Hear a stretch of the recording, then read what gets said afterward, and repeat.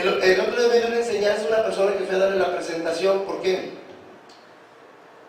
En este bono, a todos los que van comenzando hasta que te hace cierto rango, la empresa de todas las ventas que va a hacer se va a guardar el 3% en una cacerola. Yo me imagino una cacerola, ¿ok?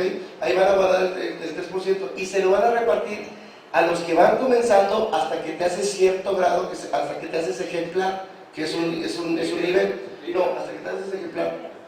Líder, hasta que te haces el nivel de líder. Y entonces ya no te ganas este dinero, pero estás ganando por lo menos ese reparto como de utilidades. ¿Estamos de acuerdo?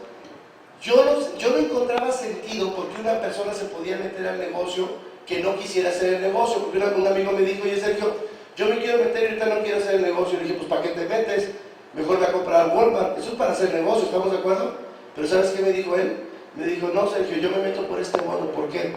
Si de este 3%, Sergio, a mí me llegaran a dar $10, $5, $15 o lo que sea a la semana, es más de lo que me dan mis $1000 en el banco.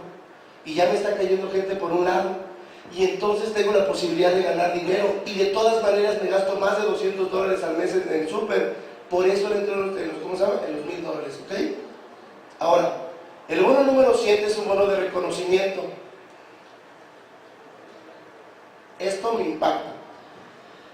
¿Por qué? Porque en el momento en el que tú te haces ejemplar, la empresa ya te empieza a dar un tipo sueldo. O sea, a la semana te van a dar una ayuda compensatoria de $125 para que hagas lo que quieras como sueldo, para viajes, para lo que quieras, y es a la semana, ¿ok?